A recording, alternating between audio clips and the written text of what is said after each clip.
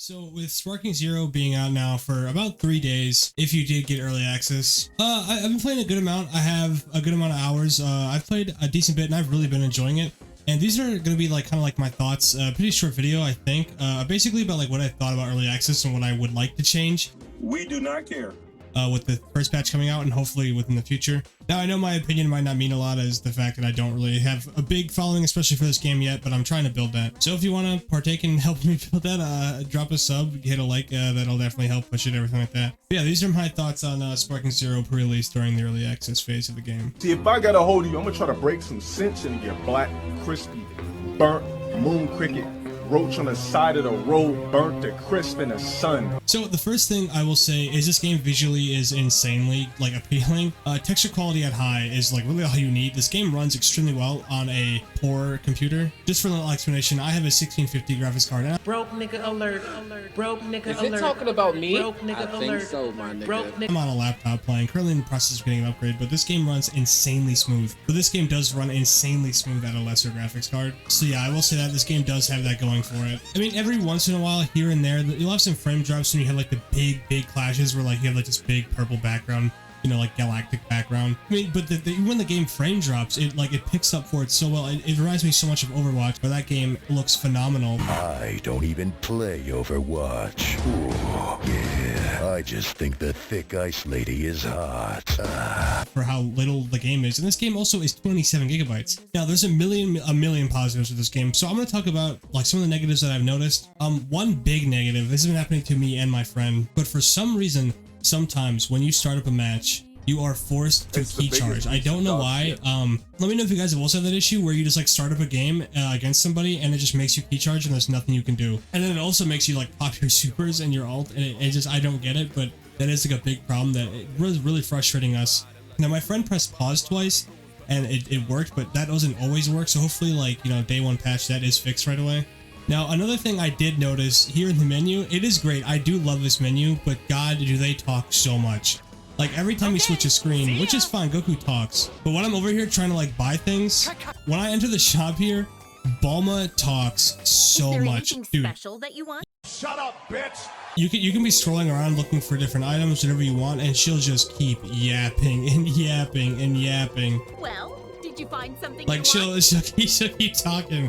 And I really dislike that, the amount of times she'll just keep Take all interrupting the you. time you need. Here it is, yeah, she just keeps talking and talking, and that's a big thing that I think can come down. Like when you're sitting here going through like Zeno's orders, like I was sitting here, I was tabbed out, and Zeno just doesn't stop talking in his little baby voice. But that's kind of like a small gripe. Again, just maybe tone down the voice lines here and there because it does get a little bit annoying. Would you take a request from me? You are mine. You are mine. It's just like that, bro. He'll keep it does get kind of frustrating. Now, one big gripe I do have is that these characters just like aren't in order. It's so random. Like by default, I know that there's filters and stuff, but by default, they should be in order. And the fact that they aren't, and you don't have, it doesn't seem like enough time when they aren't in order. Because like, imagine trying to get into the game. There's 180 characters to pick from. I mean, obviously, that's a lot, and it's hard to like try to figure out who it is that you're trying to rock with. But you're trying to fumble around until you memorize like where characters are. I think that it needs to go from like, you know, top here and then down here's the bottom. Otherwise, bro, it's so hard to figure out who it is that you want to play. And I think that's super, like, just a big gripe. And when I first started trying to play this game, it was so difficult. Me and my friend trying to like figure out where our characters were, where we wanted to play them, and it was pretty tedious. I will say here as well, this stream, just like Tekken, should be skippable. You would define me. Because you kind of gotta watch it every time, which isn't the worst. I love watching Goku do his like little training thing there, but it does need to be skippable. I love these transformation screens. The transformations in this game are some of the best. I will say, I'll give them that. And these cutscenes, they never get old. They never get old. Oh, these cutscenes never get old, man. And another great thing is the gallery here. If you want to save your replays, if you played any good matches, you don't want to sit there and try to clip, get the right stuff. Like you want to clip it a minute at a time like me. I realize that you can save your replays just like Tekken, and it's so beautiful. I love that it lets you do that. Another negative about this game, I will say, which I don't think is necessarily a negative, it's just me kind of being nitpicky, is the fact that like you can't, I wish that you could go onto each character and change the colors as your own, as you could on Xenoverse. On Xenoverse, you could make Perfect Cell or anybody like look all black. You could change all the colors in the character customization menu. You can't really do that here. The customization is kind of limited for like non-characters that aren't as popular. But even the characters that are popular, like Perfect Cell, he doesn't really have much customization. But I'm sure that will come. Again, this is early access. But again, I'm going to talk about some of the negatives. I mean, it's not necessarily a negative. That's more just like a customization cosmetic thing.